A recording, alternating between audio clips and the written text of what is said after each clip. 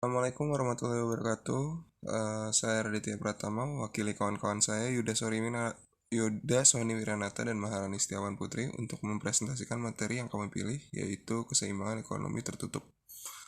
Mohon menyimak penjelasan singkat dan sederhana kami mengenai materi ini. Perekonomian tiga sektor diartikan sebagai perekonomian yang terdiri dari sektor rumah tangga, perusahaan, dan pemerintah. Dalam era ekonomian tiga sektor, kegiatan perdagangan luar negeri atau yang biasa disebut ekspor impor masih diabaikan dan tidak masuk ke dalam persamaannya. Oleh karena itu, perekonomian tiga sektor dinamakan perekonomian tertutup karena kita tidak mengikut sertakan ekspor impor ke dalam persamaannya. Nah, campur tangan pemerintah dalam perekonomian menimbulkan tiga jenis aliran baru dalam sirkulasi aliran pendapatan. Nah, tiga aliran tersebut adalah sebagai berikut. Pertama, pembayaran pajak oleh rumah tangga dan perusahaan yang menimbulkan pendapatan kepada pihak pemerintah. Yang kedua adalah pengeluaran dari sektor pemerintah ke sektor perusahaan, yang menggambarkan nilai pengeluaran pemerintah atas barang dan jasa yang diproduksi oleh sektor perusahaan. Yang ketiga merupakan aliran pendapatan dari sektor pemerintah ke sektor rumah tangga sebagai akibat dari pembayaran atas konsumsi faktor-faktor produksi yang dimiliki sektor rumah tangga oleh pemerintah. Jadi bisa kita lihat di sini adalah tiga pemain utamanya merupakan perusahaan, pemerintah, dan rumah tangga ya, yang mengatur pengeluaran pendapatan pemerintah dengan pajak dan fiskal. Oke, berikutnya ciri-ciri pokok aliran pendapatan dan pengeluaran. Nah, pembayaran sektor perusahaan ini ada dua jenis. Yang pertama, kepada sektor rumah tangga sebagai pendapatan kepada faktor-faktor produksi. Pembayaran pajak pendapatan perusahaan kepada pemerintah. Itu yang biasa kita lakukan sehari-hari ya. Pendapatan yang diterima rumah tangga berasal dari dua sumber. Dari gaji, upah, sewa, bunga, dan untung oleh perusahaan. Kemudian juga dari gaji dan upah oleh pemerintah untuk yang PNS mungkin ya. Pemerintah menerima pendapatan berupa pajak dari perusahaan dan rumah tangga. Pendapatan tersebut digunakan membayar gaji dan upah-upah pegawai. Jadi sebenarnya perputaran uangnya hanya di sekitar situ-situ saja, karena ujung-ujungnya akan berujung pada konsumsi yang akan jadi pendapatan perusahaan juga.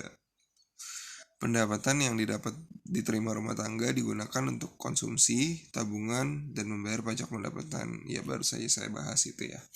Tabungan rumah tangga yang disimpan di lembaga keuangan dipinjamkan kepada pengusaha investor untuk investasi atau I dalam persamaan. Dan pengeluaran agregat menjadi bertambah jenisnya ketika semuanya bertambah. Nah, dalam keseimbangan perekonomian tiga sektor, penawaran agregat sama dengan pengeluaran agregat. Dan pendapatan rumah tangga akan digunakan untuk tiga tujuan yang bisa dibahas di slide sebelumnya, sehingga berlaku kesamaan berikut. Ya kan, pengeluaran sama dengan konsumsi ditambah savings ditambah gaji atau upah. Maka berlaku keseimbangan dalam pendapatan nasional. Nah, dalam perekonomian tiga sektor, I dan G merupakan suntikan ke dalam aliran sirkulasi, dan S dan T merupakan bocoran. Dan keseimbangan ekonomi tiga sektor juga berlaku keadaan suntikan sama dengan bocoran. Ini juga berlaku di perekonomian terbuka ya. Nah, berikut adalah jenis-jenis pajak yang ada di Indonesia. Pajak langsung dan pajak tak langsung. Sebenarnya di luar juga ada sih. Nah, pajak langsung ini pajak yang langsung dipungut dikenakan terhadap seseorang wajib pajak. Mungkin kayak pajak pendapatan yang mana kita harus wajib lapor, lalu pajak kendaraan, terus ya pajak STNK, pajak BPKB. Itu adalah pajak-pajak yang langsung dipungut dikenakan terhadap seseorang wajib pajak ya. PBB rumah itu merupakan salah satu pemasukan juga untuk negara. Nah, berikutnya adalah pajak tak langsung yang bebannya dapat dipindah-pindahkan pada pihak lain. Nah, ini pajak impor dan pajak penjualan. Oke, berikutnya bentuk-bentuk pajak pendapatan ini ada pajak regresif, pajak proporsional, dan progresif. Nah, pajak regresif ini adalah pajak yang nilainya tidak bergantung pada besar kecilnya pendapatan. Mungkin menurut saya ini seperti pajak STNK ya. Jadi terlepas dari sudah besar pendapatan si pemilik kendaraan, ya nilainya akan fix dinilai demikian yang sudah ditentukan berdasarkan persentase harga beli kendaraan. Nah, berikutnya pajak proporsional persentase pungutan pajak terhadap nilai pendapatan. Semakin besar pendapatannya, semakin besar pula tarikan yang bisa diambil oleh pemerintah. Itu pajak pendapatan ya. Nah, progresif presentasi pungutan pajak bertambah tinggi seiring meningkatnya pendapatan seseorang. Ini mungkin seperti apa ya? Seperti kalau memiliki lebih dari satu kendaraan pribadi mungkin ya. Dengan bertambahnya kendaraan pribadi berarti kan bisa dia tarik kesimpulan, diasumsikan bahwa si pemilik kendaraan ini memiliki kekayaan yang lebih sehingga bisa menambah kendaraan pribadi sehingga dapat ditarik pajak yang lebih besar. Nah, ini adalah efek pajak terhadap konsumsi dan tabungan. Kenapa kayak pemerintah bisa menetapkan pajak untuk mengendalikan ekonomi? Karena dalam perekonomian hubungan pendapatan disposable dan pendapatan nasional adalah yaitu pendapatan dikurangi gaji ya. Pengeluaran dikurangi gaji. Ya, demand. Sehingga secara umum dapat dirumuskan begitu. Pajak yang dipungut mengurangi pendapatan. Dan penurunan pendapatan menyebabkan pengeluaran konsumsi dan tabungan rumah tangga juga berkurang. Jadi makin besar pajak yang diaplikasikan gitu, pengeluaran konsumsi dan tabungan rumah tangga juga otomatis juga akan berkurang di berbagai tingkat pendapatan. Karena kan iya memang jumlah uangnya ditarik gitu, dipajakin. Oke. Ini adalah dua kecondongan ya, kecondongan mengkonsumsi dan kecondongan menabung. Nah, kecondongan mengkonsumsi adalah rasio pertambahan konsumsi dengan pertambahan pendapatan disposable. Dan dia juga merupakan marginal pendapatan nasional. Rasio pertambahan konsumsi dengan pertambahan nasional. Seperti itu. Nah, kecondongan menabung dia rasio pertambahan tabungan dengan pertambahan pendapatan disposable. Jadi dua kecondongan ini adalah yang satu makin tinggi pertambahan pendapatan akan memiliki kecondongan untuk mengkonsumsi, yang satu lagi akan memiliki kecondongan untuk menabung.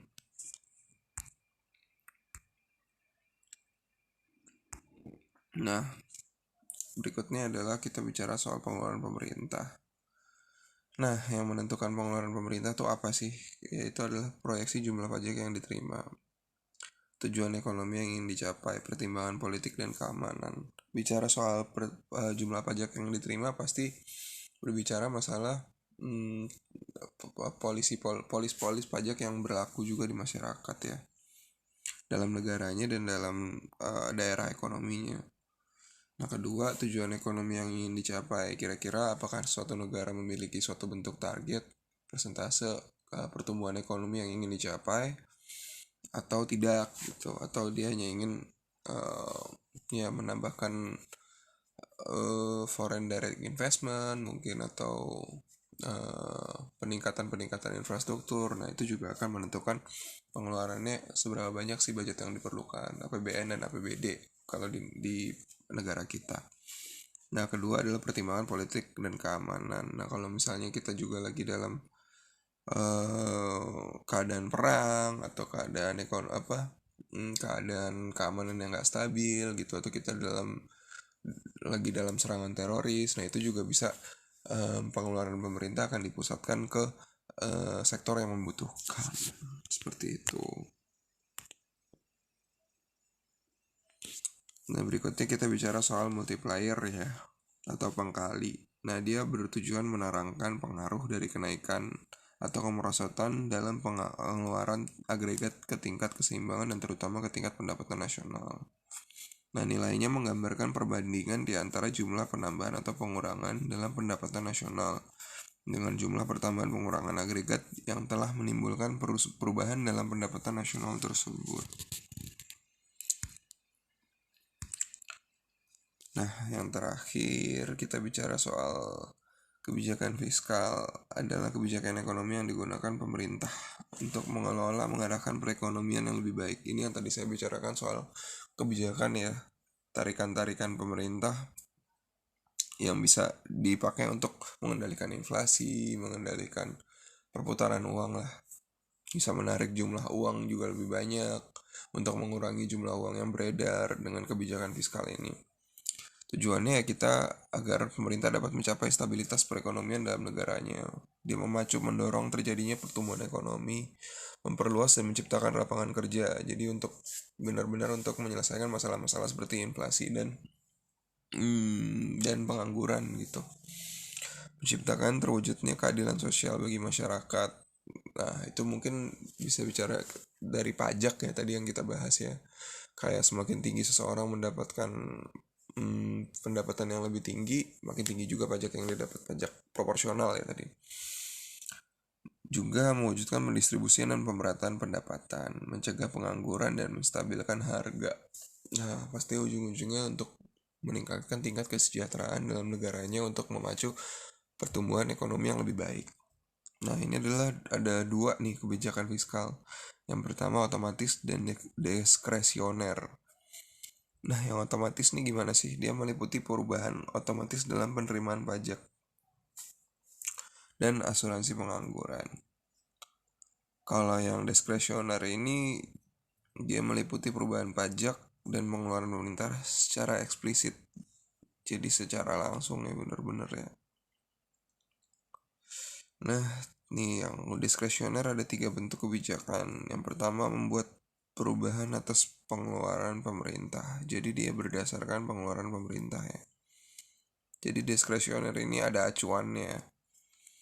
Dia membuat perubahan sistem pemungutan pajak dan secara serentak membuat perubahan dalam pengeluaran pemerintah dan sistem pemungutan pajak. Nah, ini politik anggaran. Di sini ada ini ya. Ada slope ya. Ada grafik di mana 3 kegiatan dalam tingkat kegiatan ekonomi negara.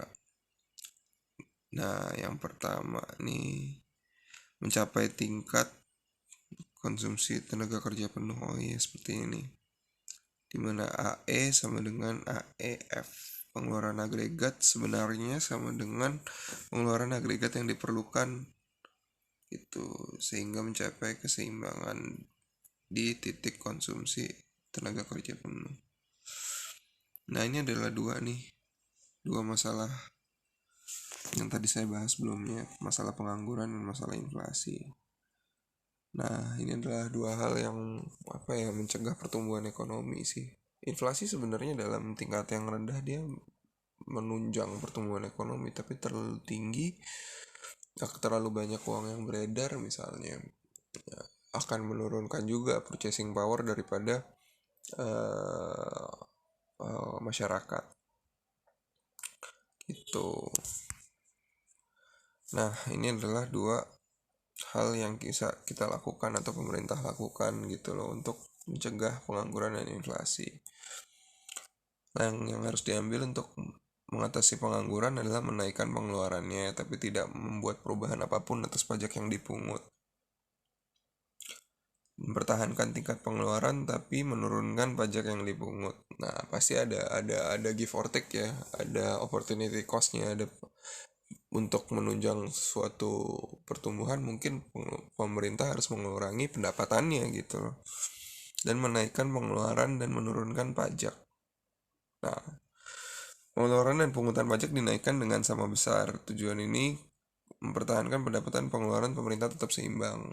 Meskipun kayaknya sebenarnya hampir tidak mungkin ya dilakukan ya. Dengan tingkat pendapatan rakyat yang beda-beda gitu. Nah, langkah yang harus diambil untuk pemerintah mengatasi inflasi adalah mengurangi pengeluaran, naikkan pajak, mengurangi pengeluaran dan menaikkan pajak dalam waktu yang bersamaan. Nah gitu. dan mengurangi pengeluaran dan pajak dalam jumlah yang sama besar. Sama aja ya. Nah, kayak gitu. Intinya kalau dua masalah ini sih, ini harus diseimbangin ya. Inflasi sebenarnya yang baik gitu loh dalam jumlah yang kecil. Kalau dalam jumlah yang terlalu besar, harga yang naik terus menerus dan yang makin meninggi, nah semuanya akan berdampak, apalagi di yang tertutup ya, di perekonomian yang tertutup. Kalau perekonomian yang terbuka masih ada faktor ekspor import. Kalau di yang tertutup benar-benar cuman internal aja gitu, rumah tangga, government, sama perusahaan, dan memang uang juga muternya di situ-situ aja gitu. Jadi benar-benar berdampaknya parah kalau terlalu tinggi masalah inflasi ini. Nah, kurang lebih sekian presentasi dari kami. Wassalamualaikum warahmatullahi wabarakatuh.